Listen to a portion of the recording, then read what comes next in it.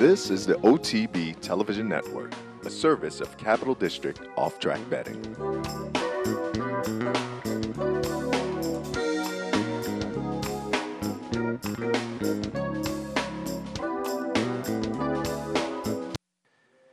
Good morning, ladies and gentlemen, to the Handicappers Report alongside Seth Barrow. I'm Anthony Mormino on what we'll call the day after. The Super Bowl is behind us. The day after what? The Super Bowl is behind us. Groundhog Day is behind us. It's a mild day in upstate New York, but apparently not too mild at the Big A. So I guess they played, thank goodness it's not called Super Bowl Monday, and it's called Super Bowl Sunday. Apparently, about 8:05 this morning, the New York Racing Association, unlike Gulfstream Park, they let us know that they will not be running on this Monday. So on the Handicappers Report, we will have, get this, wait for it, Turf Paradise and Sam Houston, ladies and gentlemen, on this Monday. Not quite the Monday we were anticipating.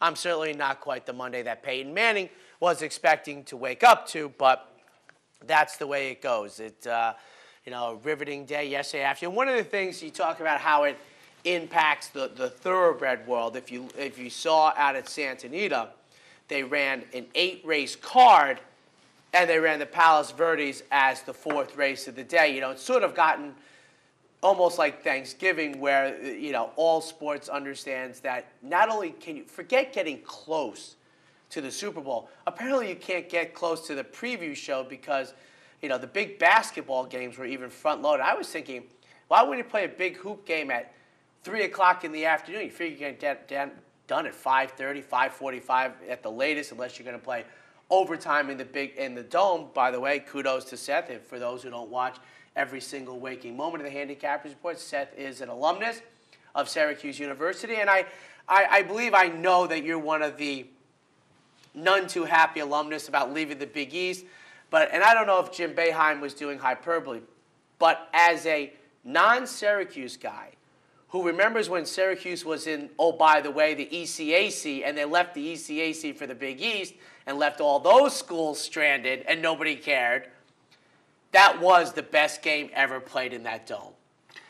There was some the pretty best good, basketball game ever played. There were some pretty good games, but that was certainly a battle. And being a Syracuse fan, seeing Duke come into the Dome, seeing the crowd as big as it was, and just a ding-dong battle back and forth that goes into overtime. And certainly it helps my outcome, with Syracuse on top. I have a little bit of a better view of the game. Same with that crazy multiple overtime game against Connecticut. It's a lot easier to look back and go, yeah, game for the ages when your team wins.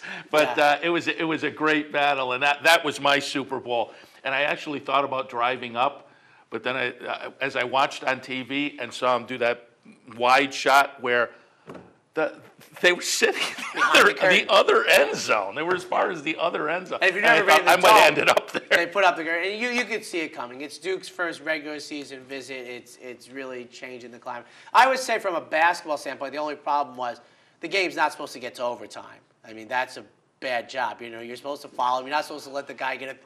I'm not in favor of that fouling, but they tried. They didn't. And as Jim Boeheim said, they got the shot you want the guy to get. It was a desperation shot, and he sinks it. Now, the second overtime, I definitely don't agree with fouling when you're 3 points ahead with 9 seconds left.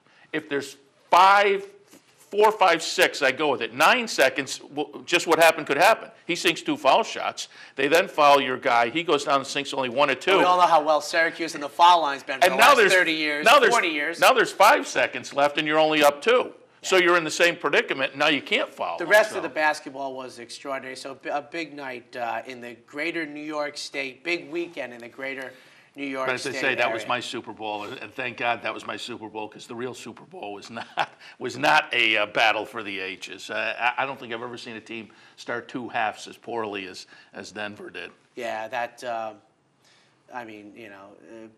Peyton Manning. How ironic is this? Just thinking about.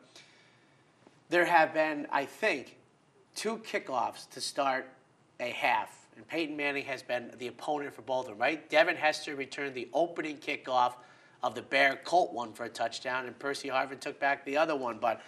And in horse racing, a good day at the Big A on Saturday afternoon. I don't know how far Uncle Si or Samrat are going forward. We talked about this, a couple weeks ago. What was the stakes race in New York?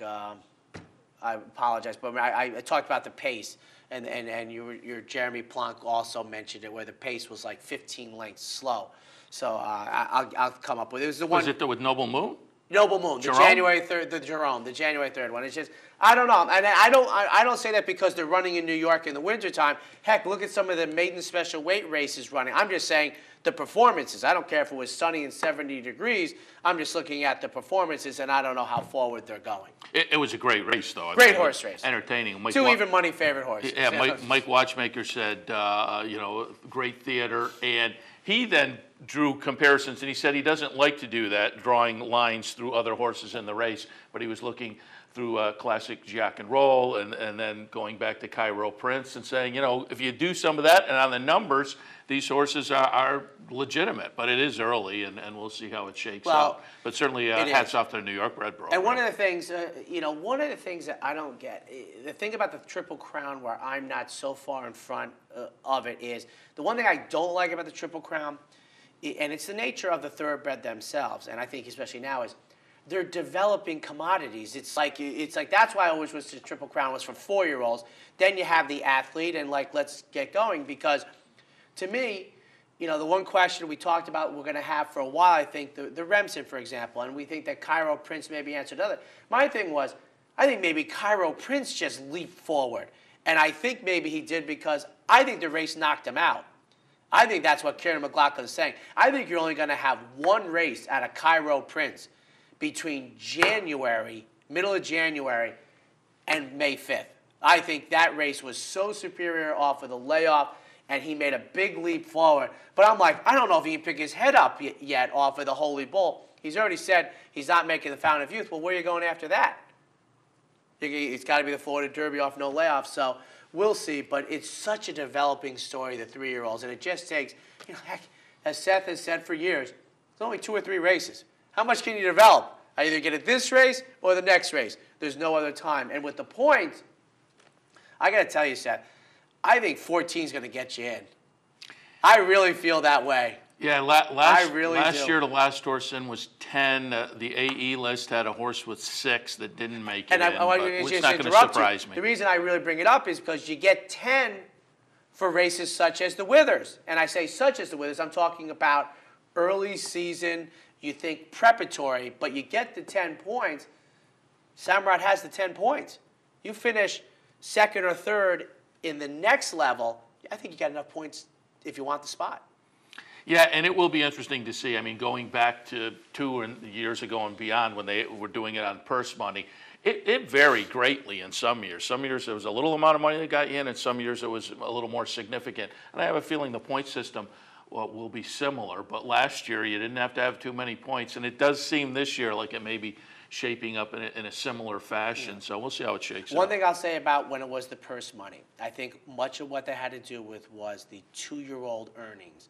If we went back and revised it in a way that we dropped the 2-year-old monies earned out of it, the way that they've basically devalued the entire 2-year-old season. Look, when we were certainly 4 years ago, the Sanford Stakes, and the Sanford Stakes, you won the Sanford in August. You had enough buying power.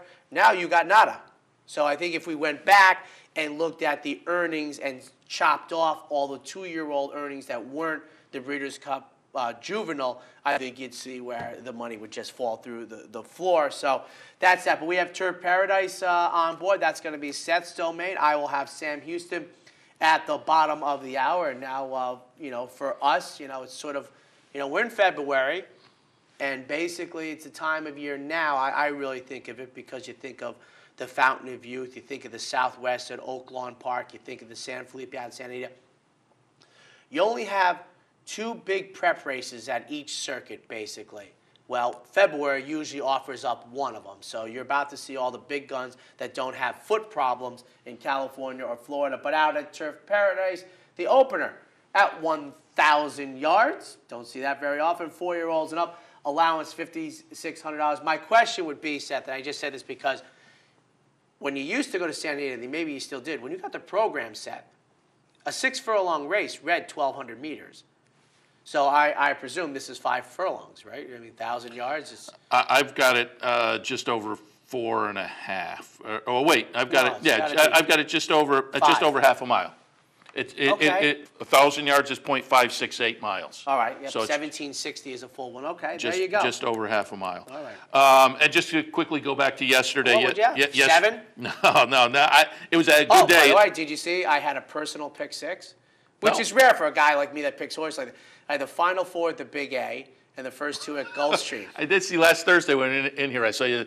It was a slow start, but a big finish last Thursday at Aqueduct in that final pick 4. Pick 4. Moreno and pick 4 is just like... I like that, a personal pick 6. Maybe we got to figure out some of the tracks but that come together. What I told the people is the only reason it's interesting to me was... 3,000 on the parlay? Yes. Oh, okay. That was one because I was wondering, how'd you get the 3,000? No. Is there a bet? No. Can you do that? That's next. It was 3 favorites, 2 second, and 1 third place finish. Third choice, mutual choices. That was the part I found remarkable. 3 chalks, 2 seconds, and a third mutual choice. That just goes to show the power of compounding. Yeah, he's absolutely right. But yesterday at Gulfstream, not quite 7 winners, only 3 winners on top in 11 races. So it was okay. If I get up in that 3 and 30% area, I'm happy.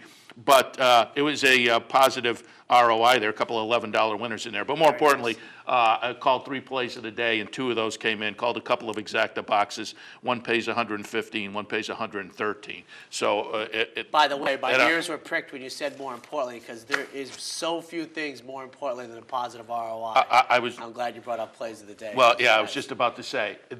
Between winners on top or plays of the day, I want the plays of the day. If I get a couple of $100 exactas during the day, I'm very happy. So we'll see what we can do today at Turf Paradise. The opener today, again, just over a half a mile. 5, 6, and 4 for me. The number 5 is Blind Magic. Comes out of what I think is maybe a little bit tougher company, and I think the numbers kind of fit. You go to the race 4 races back, and this horse has a nice win here. At this 1,000-yard distance. And again, the last couple, a 2nd and a 4th place. But as I say, I think the last few may have been a little bit tougher company. So 8-5 on the morning line, and I think that signifies morning line oddsmaker probably agrees with me. Second spot, the number 6, Jess Perfect Miracle. This horse is just in some very good form right now. A couple of wins most recently. Prior to that, a 3rd and a 2nd place finish. So again, it seems like as far as the form cycle, this guy's at the top of it. And in the 3rd spot, we'll go with the number 4, Chocolate Caliente. Nice win last time. That was going 4.5. You know, the other races were more of these quarter horse type races parsed out by yards. The Chocolate Caliente comes out of a legitimate 4.5 thoroughbred race, though, and a nice win. So again, form-wise, this horse seems to be in some pretty good form, and I think could be kind of a cozy fit in this bunch, actually. So Chocolate Caliente at 6-1 on the morning line attracts a little bit of attention. In the opener, I have it 5, 6, and 4. You know, folks, Seth uses the newfangled daily racing form. What I always think is interesting, he's not a downloader of his PPs, but the first race at Turf Paradise, because it's often a unique blend, the past performances clearly, not only when you print it out, but when you look at it, do not look like the traditional form. Then you get to the 2nd race, and it looks like what I've looked at since I've been a little boy. On to the 2nd race. Yeah, they print the speed figures in a different font, and I'm trying to figure out why they do, if it's just to kind of parse it out visually, or whether there's some kind of a significant difference in those numbers. And I keep meaning to ask some racing form person that question, but these races only come up once a week, so by the time I get to a racing form person, I've forgotten all about it. But they're printed in a different font. It has a different look. On to the 2nd race, as we've seen out at Turf Paradise, they have these maiden optional claimers. In for 30, racing 5.5. And the 3 and the 1 are certainly going to attract a lot of attention in here. And I have them in the mix, but I'm going to take a little bit of a shot against on top. 4, 3, 1, and 6. I'm going to go with the first-time starter, Fire and Fury. This one by Rocky Barr, and since I've been doing some Turf Paradise handicapping here on Mondays and Tuesdays, Rocky Barr out there in Arizona is a sire that's attracted a little bit of attention for me. So I think there's a little bit of nature on top. Trainer, maybe a little bit of nurture. The dam produced a sibling called Bella Parvati that was 6th in the career debut and then won in the second start. I've always said, if you get the win in those first 3 starts, I think there's some precociousness there. Bella Parvati, the sibling, also ran for these very same connections. So nice workout, a couple works back, nice bullet work. I think this horse is going to be well met. The very hot apprentice jockey on board today. So I think Fire and Fury could be very, very interesting in here first time out of the box. And again, we'll take a little shot against what are the logical favorites, including 7-5 on the morning line, the number 3, Indian Smoke. This horse comes in from Santa Anita out of the barn of Bob Baffert. I think those 2 factors are going to validate that 7-5 morning line in that the betting public, I think, will jump on this horse on those facts. But why ship this horse to Turf Paradise so soon? Only had the 1 start in maiden special weight company at Santa Anita. Finished 6th that day, but running 2nd in that race was Chelios, who came back to run very well just recently and could be a nice one. So that seemed like it might have been a tough maiden special. Why come down here to Turf Paradise so quickly? So again, Indian Smoke to me is logical, can win this, could run away and win for fun, but I just found the scenario just a little bit interesting. And then the number 1, Gross Misconduct. Similar kind of scenario. Goes out for Robertino Diodoro, the top trainer down there. Had a nice debut. However, the debut was back in July. So, working well for the top trainer on the comeback, but it is a comeback effort. So, may need one. Down on the inside, that may be a little bit of a disadvantage as well. So, again, I'm going to take a little bit of a shot against both the 1 and the 3, although one or the other could easily win this one. But I'm going to play it 4, 3, 1, and 6. On to the 3rd race, so we're going to have 4-year-olds and up. These are fillies and mares, maiden claimers, in for 8, racing 6.5. 7, 5, 4, and 1. The number 7 is Circular Logic. This horse gets some venue and price class relief. Comes in from Southern California in maiden company at the 20 and 30 level. Ships down to Turf Paradise and runs for 8 today.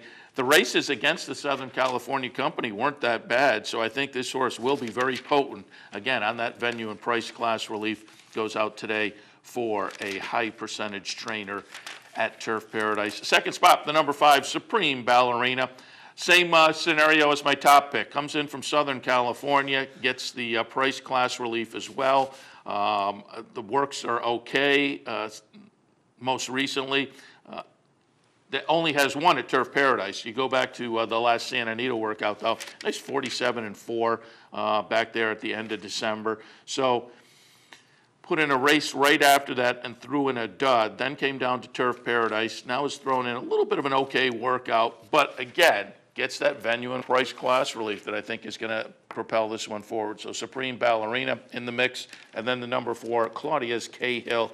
Nice buyer figure 2 race back, but that race was bookended by some less inspiring efforts, both finishing position-wise and buyer-wise. But I'm just kind of hanging my hat on that 42 a couple starts back, which I think fits pretty well with the rest of this bunch. In the 3rd, 7, 5, 4, and 1. On to the 4th race for 3-year-old fillies, maiden claimers in for 12,500, dashing 5.5. 4, 1, 3, and 8. The number 4 is Caring. 8-1 on the morning line, and this horse is a little bit interesting to me. Goes out for the aforementioned Robertino Diodoro. This is the first foal out of the dam, so there isn't much maybe to hang your hat on there. But if you look at the page of the dam, the catalog page, a lot of black type there. So I think there's potentially some interesting breeding here to hang our hats on.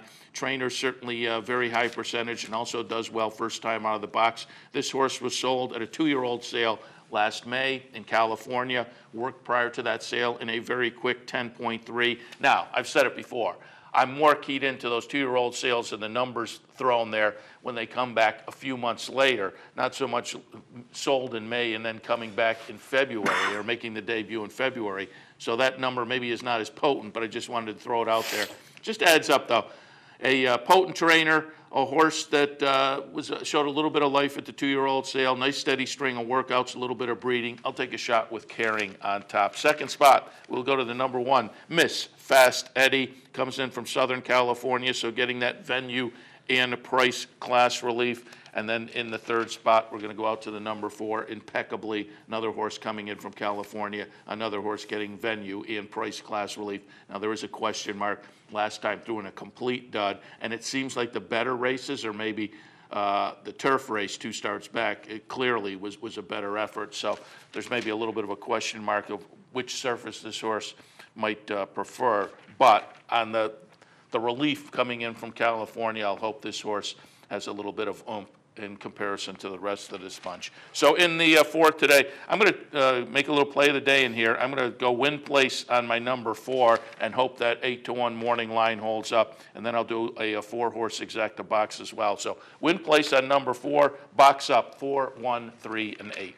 On to the 5th race, going over to the turf. 4-year-olds and up. Fillies and mares claimers in for $10,000.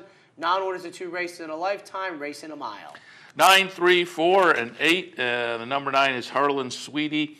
I was kind of interested that the talented apprentice stuck with this horse after a good try last time. That was an allowance company, drops in for a tag today, so perhaps a little bit of class relief. And again, the jock sticks after that near-miss effort last time. It looks like this horse is moving in the right direction form-wise, and again, I think it's going to be a good fit for this 10,000 tag. The hot apprentice on board, just enough check marks here to move Harlan Sweetie on top. Second spot, we'll go to Mames Flame, and nice improving form prior to taking the short break. Now been off the better part of 2 months, but a nice bullet workout just a few days ago. So again, has the nice improving form just prior to the break. Not a long break, just as I say, a couple of months, but a workout says this horse back on the toes, so Mames Flame gets into the mix. And then the number 4, Party Bus.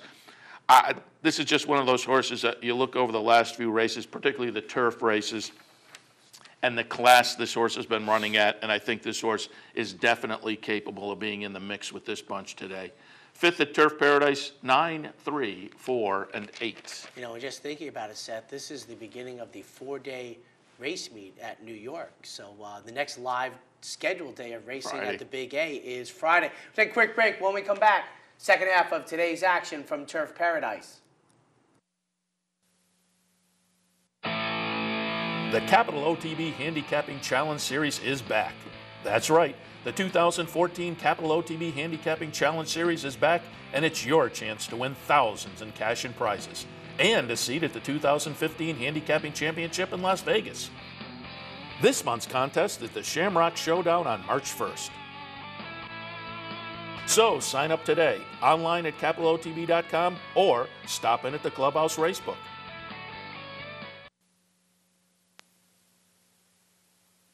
I'm Seth Merrill. Join me weekdays at 10 for Racing Across America. We'll look at important races from around the country, get insight from top handicappers and analysts, and preview the upcoming week in racing. That's Racing Across America, weekdays at 10, right here on the OTB TV network. The Capital OTB Handicapping Challenge Series is back. That's right. The 2014 Capital OTB Handicapping Challenge Series is back, and it's your chance to win thousands in cash and prizes, and a seat at the 2015 Handicapping Championship in Las Vegas. This month's contest is the Shamrock Showdown on March 1st. So sign up today, online at capitalotb.com, or stop in at the Clubhouse Racebook. I got it. Watch me. I got it. Hey! I got something that makes me want to shout. I got something that tells me what it's all about. I got a move that tells me what to do. If you don't, brothers and sisters, then you won't know what it's all about.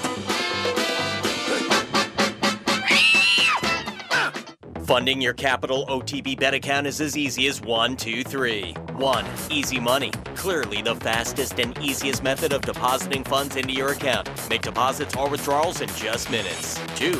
Green Dot Money Pack. Gives you instant access to your funds. Green Dot Money Packs are available at thousands of retailers nationwide. And 3. MasterCard Visa. Simply click on the link from the funding page, enter your account information, and fund your account. CapitalOTBBet.com. Log on today. Hey race fans, head down to the all-new Clubhouse Racebook.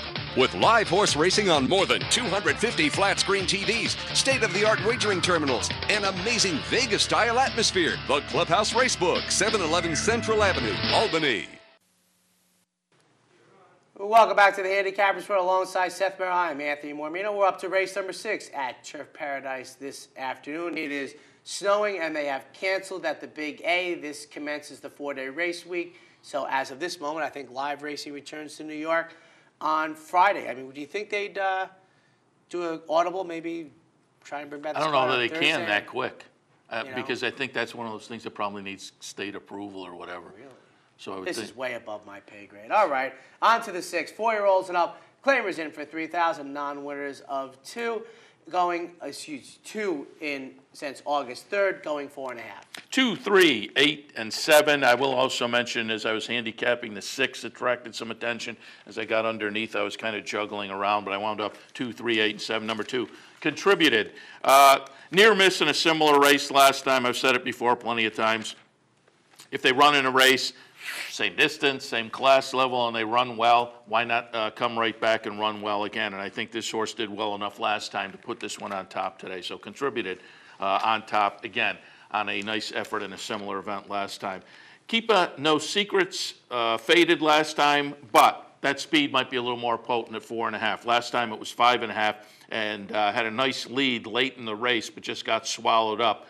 Cutting back that furlong today, that speed may be very, very dangerous, making that 8-1 morning line look very, very attractive. Gents finished first, the number 8 horse in the 3rd spot. Pretty solid win here at Turf Paradise, 2 back. That was going back to November. Last time we saw this horse was the middle of December, so been off about a month and a half. Put in a workout on January 22nd that wasn't really inspiring. So the little bit of a layoff and the lack of really some workouts, make me a little bit leery about this horse. But again, that race at 4.5, 2 starts back, says this horse in and amongst this bunch probably can be a contender. The fitness is going to be the question mark. In the 6th today at Turf Paradise, 2, 3, 8, and 7. On to the 7th race. 4-year-olds and up. Claimers in for $3,200 on the dirt. Racing a mile. 8, 6, 7, and 3. The number 8 is Popular Name. This horse gets a class drop and comes back to dirt.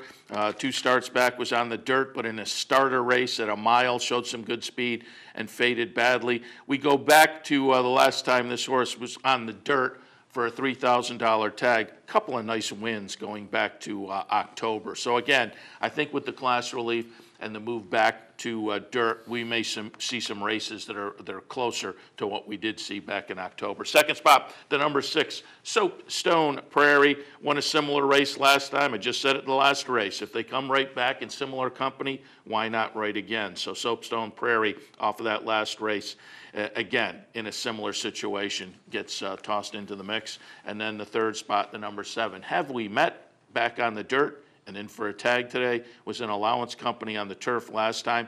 It was an okay race early, wound up finishing 6th in a field of 8. But again, I think class-wise and surface-wise, this is probably more the comfort zone this afternoon. In the 7th, 8, 6, 7, and 3. On to the 8th race. 4-year-olds and up. Claimers in for $6,250 on the turf, racing about a mile. 3, 8, 2, and 1. The number 3 is 7 Tough. This was a tough one to pull the trigger on because I think on the numbers, this horse fits, high percentage trainer, a jock who's riding well at the meet. But this is a horse that's been a long time since getting its picture taken in the winner's circle. So last couple of starts, 2nd place finishes. Right before that, a couple of 3rd place finishes. So maybe more of a bridal party kind of a situation. But did just dip to this 6,250 level last time. Had been racing against better prior to that in the career. So nice 2nd place finish with the first move to this level. I'll give this horse one more start at the 6,250 level before giving up and thinking this is maybe a little bit of a bridesmaid. But I think 7 Tough on the numbers is certainly legitimate in here. I'm just concerned in that this horse hasn't seen the winner's circle in a while. But we'll put 7 Tough on top. Lucchese, the number 8 horse, excuse me, appreciated the return to the turf the last time. This is a horse that has had 3 starts over the turf in the career, a couple of them being wins, one of those being the latest, was claimed 2 starts back, moved up the claiming ladder, but moved back to the turf and appreciated, as I say, that move, winning at 20-1 and winning pretty nicely. Now comes back in similar company today. Lucchese gets into the mix, and then in the 3rd spot, we are going to go out to the number 8. And, in the 3rd spot, the number 2, excuse me, 5th Dimension. Just seems to be in some pretty good form. The last couple of starts, near miss 3rd place finishes right at this class level. So again, I think 5th Dimension is just a horse as far as the form cycle. Pretty good fit in here. So in the 8th race, I have it 3, 8, 2, and 1. Again, that's 3, 8, 2, and 1. On to this afternoon's finale from Turf Paradise. 4-year rolls end up. Maiden claimers in for 5, racing 5. 8, 7, 6, and 1. The number 8 is Celine, and lightly raced horse. Only 3 career starts for this 4-year-old, but showed a little bit of life in the career debut for a 30,000 tag early in December. You know, that was a late debut, the end of the 3-year-old season. Came back for 30 again, or in the 30. Was not in for the tag that day. It was an optional claimer. Ran poorly. They dropped the horse down to 16 last time. Showed a little bit of life and ran 3rd. They dropped significantly again down to the basement level of 5 today. I think Celine could be a little bit interesting with some experience and now some class relief. First time starter C's Reward, I guess, the number 7 horse. Goes out for a trainer that can have him ready first time out of the box, but more importantly, there was just a little breeding punch on top, a little bit maybe on the bottom that was intriguing as well. Nice steady string of workouts. None of them jump off the page, but I don't think they have to in this particular field. I think we're just looking for steady and workmanlike. C's Reward, the number 7 horse, could be a little bit interesting first time out. And then the number 6, Sir Arthur. Off of the last couple of starts, since changing the barn, a couple of improving starts, including a near-miss 3rd place finish last time, says this horse could be primed to go well today. So in the 9th and final, 8, 7, 6, and 1. We'll take a quick break. When we come back, my initial swings at Sam Houston.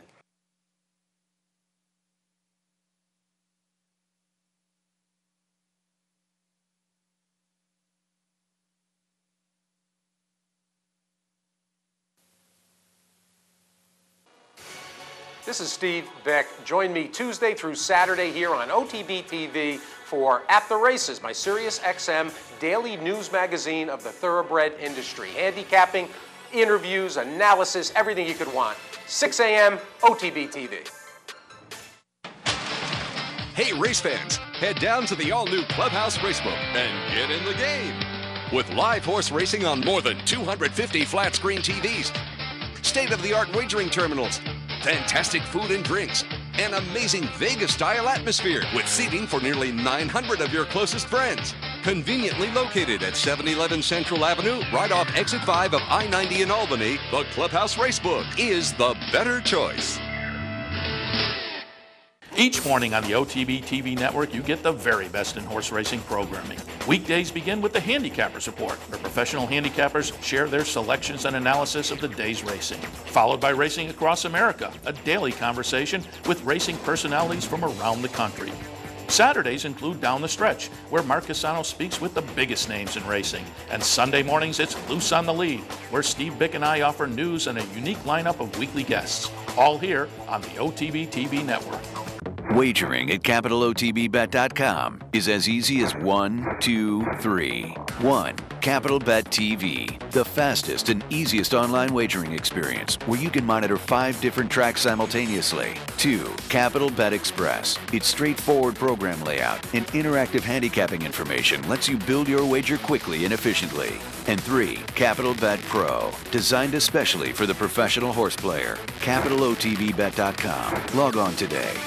Missed one of our TV shows? No worries. Now you can catch all your favorite programs online. Simply log on to CapitalOTB.com and click on the YouTube link at the bottom of the homepage. And look for our new podcast coming soon. CapitalOTB.com. Log on today. Welcome back to the Handicappers Report on this Monday morning. Seth Merrow and Anthony Mormino in here. I just took a look at Turf Paradise. Normally, we would be taking a look at Aqueduct Yes. right now, but Aqueduct is canceled. I guess a little snow down there, and we're supposed to have some snow here, but not until, I believe, until tomorrow. Yeah, we're and, getting word now that Parks has also canceled. So, boy, I guess the Super Bowl was scheduled. Because, I mean, usually, as I said, Naira canceled about 8 a.m. So I'm like, did it start snowing at 4 a.m.? Is it a huge blizzard? And why wasn't that brought to our attention? But and trust me, it wasn't a deep Monday card to begin in the thoroughbred world. Yeah, and I had pulled up the weather page here, and it's showing the New York area snow and fog. So I guess it started doing something down there already. Trust me, if Turf Paradise closes because of snow, we're all going home. That's right. It may be time to look for the Ark at that point. All right, let's shift our attention to Sam Houston for this afternoon. First race is an allowance event. Fillies and Mares, 4-year-olds and up. They'll go 6 furlongs. You know, I've made this comment from time to time when I am given an assignment that is outside of the tracks that and I've talked about the 6 tracks this time of year. You probably figure out which tracks they are. I'll let you know Laurel isn't one of them. They're the last one to make the cut. You do race replays, you do data collection, then you get put someplace else. And I said I find it refreshing for 2 reasons. One is it usually involves you not trying to outsmart yourself. You bring it in, you play conservatively, you go back to your essential handicapping skill sets. You don't try and get too cute. And quite frankly, you need that from time to time. You know, it's like your son telling you you're not all you think you are. But, you know, you get the idea. And that's what I try and do when a day like today. I get Sam Houston. Probably over 2 years ago, Seth Merrill tipped me off that the morning line odds person is not to be trusted with your lunch money. And you go forward. And I just, that's what I've applied to Sam Houston today. 4-1-6, you'll hear some continuing echoing themes about speed and et cetera. And to Dark Diamond is my top pick. Now, this runner is on a 2-way win streak. That's at Retma. But what I do like is 2 for 8 at Sam Houston. So you have an affinity for a racetrack, and I'm using that theme also. Now going for 3 in a row, but we're looking at 4-1 on the morning line if it's to be trusted. We'll try and swing for the fences here in the opener. For second, number 1, Zell's Follies. Going out for Kenny Massey off of a good second-place finishes. The comment in the Daily Racing Form reads, stalked wide on the turn. Okay, that's okay. Just taking the internal fractions as a pace guy myself. It looks like this horse was on the outside, drawing the number 10 post position, and didn't lose any ground, which usually means you have to run faster on the turn. And I like the finish and shortens up half a furlong. For third, DC's Wiley Song making the first start since being runner-up, going 2 turns at Lone Star on October 12th. 4-1-6 in the opener. Second race, Sam Houston this afternoon is an allowance. Non-winners of 2 lifetime. The condition, these are 3-year-olds. They will go 5.5. You know, Seth, yesterday in New York, I'm trying to think, Green Grotto, who had taken about 7 starts to break the maiden on the inner. When they broke the maiden, was 6-5. Took on winners yesterday. Now, I know it was starter allowance. It wasn't, you know, claimer, non-winners of 2 lifetime. It was a gigantic price. It was easily the longest shot on the board and paid $46 to make it 2 in a row on the inner. I've talked about this before. The athlete in a good spot. 2, 3, 4 for me. Now, Vigorous Titan won the career debut at 12-1. We might get that type of price taking on winners in the second career start on a 6-1 morning line. There's nothing to not like on the debut, and then you come over here and you work out a bull on January 23rd, an offspring of Cowboy Cal trying to make it 2 in a row. As long as we don't get that, you know, 4 to 5 price after this, I like it. Number 3, Awesome JT. Comes out of a stakes race at Sam Houston, where the exacta was just one of those runaway. You'd almost thought it was running the slop. The winner by 9, the runner-up by 9. For third, number 4, Storming Scat. Coming out of Remington Park, which this past year celebrated its 25th anniversary, won the debut.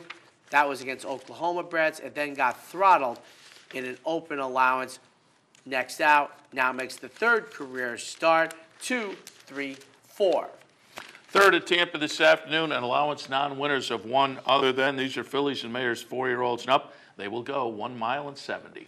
4, 6, 1, and the 4 in here is my top pick. Looks like gold, a very interesting 2 items working against each other. This is a horse who recently won a non-winners of 3 lifetime. Okay, that was at Sam Houston, which made this horse 3 for 4 in the exact at Sam Houston. This is, all things considered, I have to make the leap of faith, a very, very big jump at nearly all racing venues. Now, 3L, not so bad, but you go into entry-level allowance, boy, I'll tell you, it's a big chasm. But this horse is 2 for 4 with a second in 4 lifetime tries at Sam Houston, so I'm taking number 4. Looks like gold on top. For second, number 6, Touched by Faith, trying to make it 2 in a row after winning a Texas-bred entry-level allowance at nearly 10 to 1 in the debut at Sam Houston. Let's see, 9 days ago. And for third, number 1, Kara's Nene. Like the most recent effort on the turf, I say that because I've talked about it really probably more the last 18 months than I maybe did the previous 10 years. The old school idea of rooting coming back to the dirt when you think you've had some stamina issues. 4, 6, 1. In the fourth today at Sam Houston, it is a conditional claim event. Claiming tag $7,500. The condition non-winners of 2 lifetime. These are fillies and mares, 4-year-olds and up. They'll go 5.5. And I talked about this successfully the other day before the fact at Gulfstream Park that, you know, we see that Saratoga, you race 5 or 5.5. Sometimes the rail draw, as long as the first 2 steps aren't awful, is an advantage in that very early the other jockeys have to decide if they want to use extra energy to maintain the pressure on you because you hit the turn so early. 1, 6, 5 for me. First touch, 4th career start, debuted nicely, a little regression, and then the step forward, the victory in the 3rd career start. Now takes on winners for the first time, gets my top pick. For second, number 6, Bobby Dan, coming off of a couple of consecutive sharp efforts, although we've never hit the board at Sam Houston. The last effort was the most positive. Now, it says it was muddy this afternoon. And on top is the Houston running line, and that probably shouldn't mean much to anybody out there, but I'll just let you know that's the Seattle Slew line, but I don't remember Houston himself ever running on an off-going. And for third, number 5, Seneca Cat, a good couple of efforts most recently in the winter time, including one of them right here. 1, 6, 5.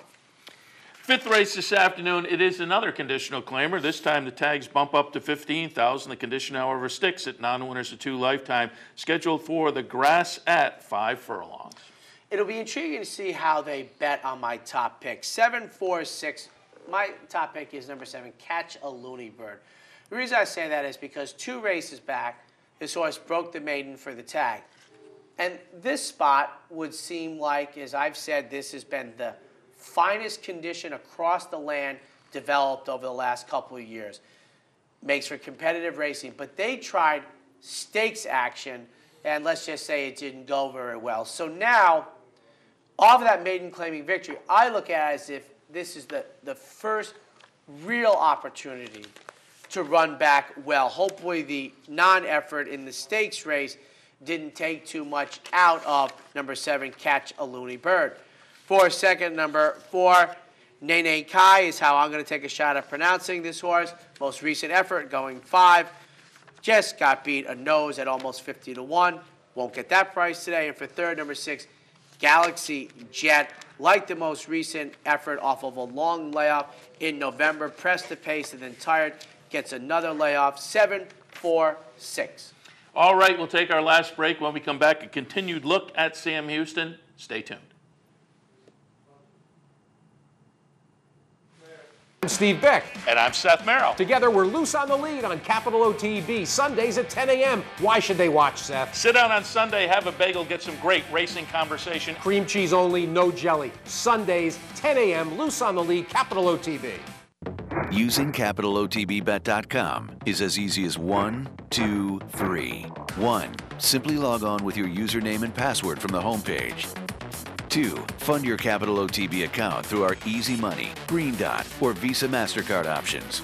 And 3. Place your bet on one of our 3 easy-to-navigate wagering platforms, Capital Bet TV, Capital Bet Express, or Capital Bet Pro. CapitalOTBBet.com. Log on today. Here in upstate New York, no one provides bettors with more wagering options than Capital OTB. Our network of branch and easy bet locations stretches from the mid-Hudson Valley all the way to the Canadian border and west to central New York. So whether you need to place a bet, fund your Capital Bets account, or watch the next big race, all the action is just around the corner. A full list of our branch and easy bet locations can be found online at CapitalOTB.com. Capital OTB, the better and most convenient choice for wagering in upstate New York. The Capital OTB Handicapping Challenge Series is back. That's right, the 2014 Capital OTB Handicapping Challenge Series is back, and it's your chance to win thousands in cash and prizes, and a seat at the 2015 Handicapping Championship in Las Vegas. This month's contest is the Shamrock Showdown on March 1st. So sign up today, online at CapitalOTB.com, or stop in at the Clubhouse Racebook. I'm Mark Cassano. Join me Saturday mornings at 10 for Down the Stretch. We'll inform, analyze, and welcome in the biggest names in racing. So join me Saturday mornings at 10 for Down the Stretch, right here on the OTB television network. We will continue now our look at Sam Houston for this afternoon with their race number 6. It's a state-bred conditional claiming event, 7,500 tags, non-winners to 2 lifetime, 4-year-olds and up, 5.5 the trip. 4-5-3. My selection. Number 4 is Disagreement. Very, very sharp form. Does go to the post for the 16th time, but this horse broke the maiden in the 14th try, then came back versus winners at 6-1. Raced well. Got beat by a runaway winner by 4. For second, number 5. Pasolutely going out after 2 poor finish-up efforts, but I've talked about this before. I am a sucker in pace, and I think I understand the value next time out of deceleration, that you will improve off of that. I know the final running position and beaten lengths look awful, but that is about the pace. For third, number 3, Just Expectations. This horse has a good running style, doesn't usually finish up too well, hence 1 for 57, 4, 5, 3. 7th race this afternoon is a maiden special weight event. These are 3-year-old fillies. They will go 3/4 of a mile. 3-8-4, my selections in here, and I have to.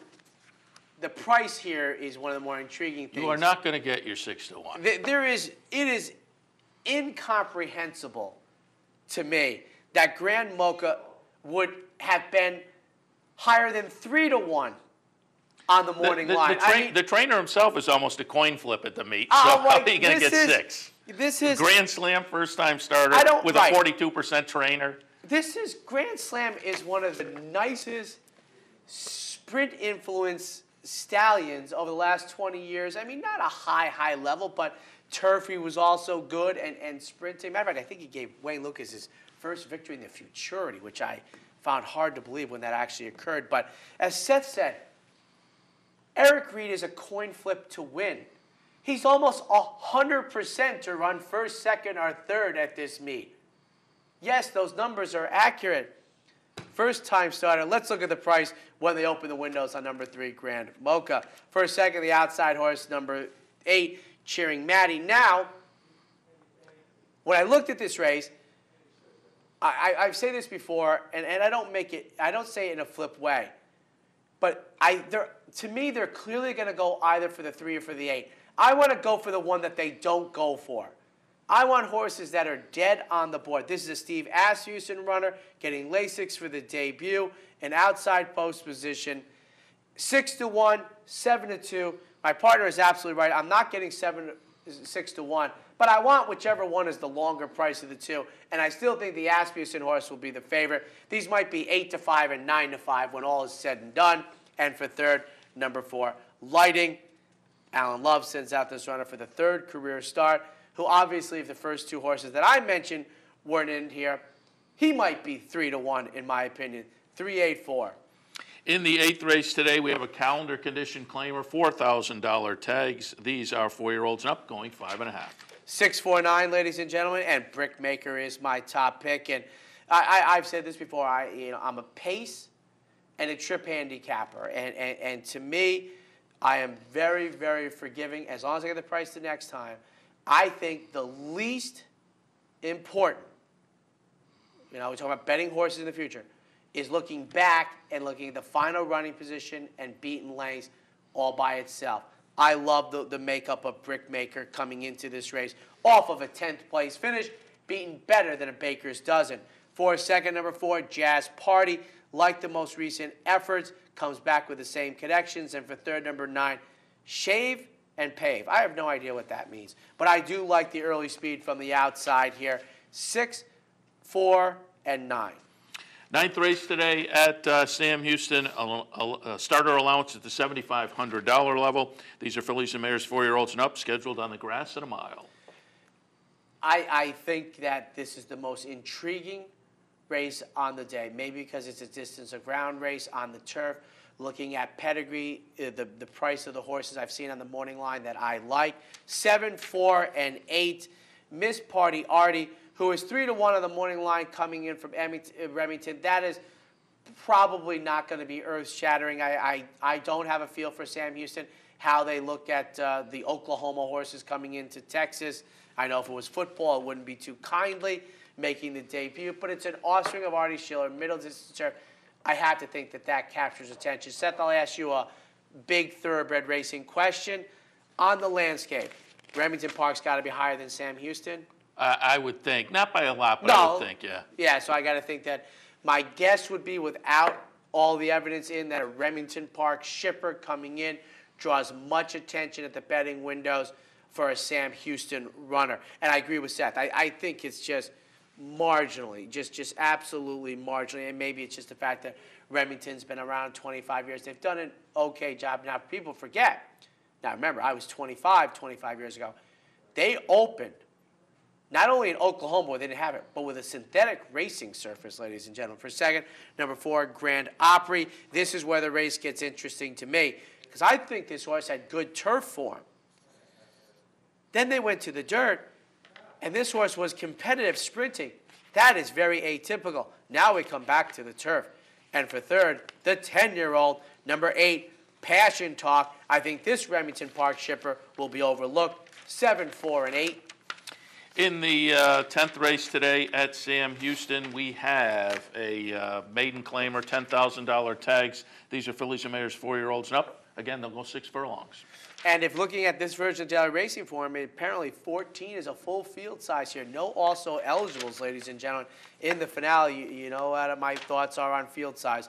8, 12, 11, ladies and gentlemen. And Silky Huff gets my top pick. A horse making the 7th career start, has never been off the board, has 4 runner-up positions in the 6th race. And I know that can be a knock, against it. Certainly if you're taking a short price. And I don't think 92 is a short price, and that's probably being influenced by the field size of 14. For second, number 12, PC Shelley Can.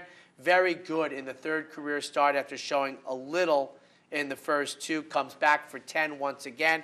And for third, number 11, Granny's Gift. Throughout the most recent effort when rooting, this horse was very sharp after debut in consecutive 6-furlong sprints. I think maybe cycled out poorly. 8, 12, 11 in the finale. What was your favorite commercial yesterday? We were talking about that during the break. There's only one that I liked a lot. I did like the 80s called and they want their store back for the Radio Shack. That was the one I liked was the Doritos Time Machine. That was the one that I thought. And I'm not sure, but Doritos every year runs a contest where people can enter amateur. I don't know if they have to be amateurs because they're pretty professionally done commercials, but they're not. They're just people entering their own commercials, and that might have been one of those. That was well done. Yeah. Scares off the child. The old man comes out. The guy thinks he's really lived a time machine. And the kid's sitting outside the box eating the Doritos with his Doritos foot on the box. Thing. That, I thought, was in the mode of the Super Bowl. Yeah. Who do you have on Racing Across America today? Well, we'll see, but Mike Penna definitely. Andy Serling was scheduled, so we'll still reach out to him because I'd like to get some of his thoughts on the weekend stakes. So that was the game plan. We're going to talk a little racing for this afternoon. Maybe but we'll Andy was like, did they see this coming at Naira yet? I don't know. They did, because we had Dave Grenig on yesterday, and he said there's a little weather for tomorrow. It has arrived. Remember, Parks, Big A have canceled this afternoon. Here's our lineup for you, though, with the remaining thoroughbred and harness action. Beulah, Sam Houston, Louisiana Downs, Turf Paradise, Dover, Pompano, Woodbine, Australia A and B, ladies and gentlemen. I know it starts like a line down from where it usually starts. I think we know what the two slots have that. If you missed any of Seth's selections for Turf Paradise, you can go to capitalotv.com and get all of his by clicking on the Handicappers Report. The reason I say that is you'll have my thoughts on the Big A.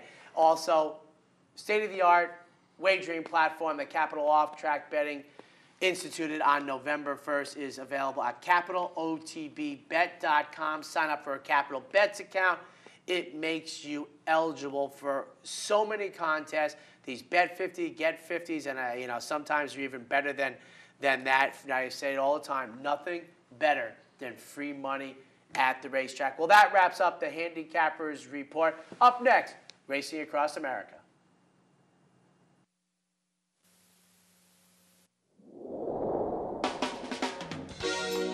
You're watching OTB TV, a service of Capital Off-Track Betting.